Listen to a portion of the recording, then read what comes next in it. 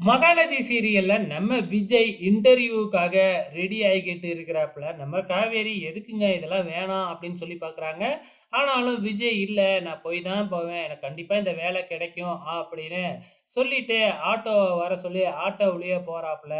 இங்க விஜய் இந்த வேலைக்கெல்லாம் போறதுக்கு காரணமே நாம தானே அப்படின்னு ஒரு பக்கம் ஃபீல் பண்ணாலும், அங்க வர்ற சாரதா இல்ல நான் தான் விஜய் தம்பிய ரொம்ப இதா பேசிட்டேன். அதனால தான் விஜய் தம்பி இங்க வந்து கஷ்டப்பட்டுக்கிட்டு இருக்கு.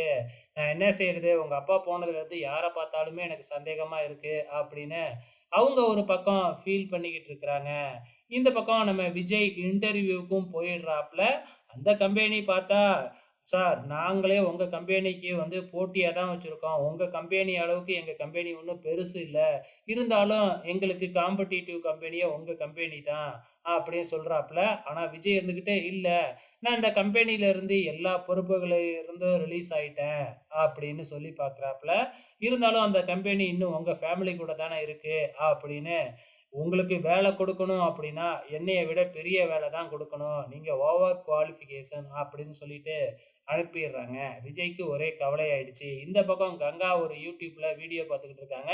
சொந்தத்துக்குள்ளாரையே கல்யாணம் பண்ணுனா குழந்தைக்கு ப்ராப்ளம் வரும் அப்படின்னு சொல்றாங்க. அத கேட்டதிலிருந்தே இந்த பக்கம் கங்கா ரொம்பவுமே கவலைப்பட ஆரம்பிக்கிறாங்க. குமரன் குமரன் கிட்ட வந்த உடனே இந்த விஷயத்த சொல்றாங்க. ஆனா, குமரன் வந்து அதெல்லாம் கண்டுக்கிற மாதிரி தெரியல. எங்க வீட்டுக்கு வந்ததுக்கு அப்புறமும், இதையே நம்ம காவேரி கிட்டயும் கங்கா கேட்டுக்கிட்டு இருக்கிறாங்க. "அக்கா குழந்தை வயித்துல இருக்கும்போதெல்லாம் இத பத்திலாம் யோசிக்கவே கூடாது." அப்படின்னு சொல்லிக்கிட்டு இருக்கிறாங்க.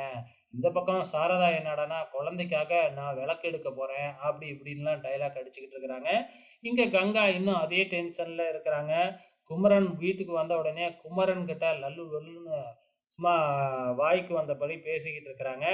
நம்ம குமரன் அத பத்திலாம் கவலைப்படுறதே இல்ல. கங்கா அங்க சத்தம் போட்டுட்டு வெளியில வந்து பார்த்தா, நம்ம விஜயும், காவேரியும் பால்கனியில உட்காந்து ரொமான்ஸ் பண்ணிக்கிட்டு இருக்கிறாங்க.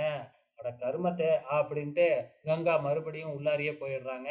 இதோட இன்னி எபிசோடு முடிஞ்சிருச்சு. வெயிட் பண்ணி பார்க்கலாம் நாளைக்கு என்ன நடக்க போகுதுன்னு.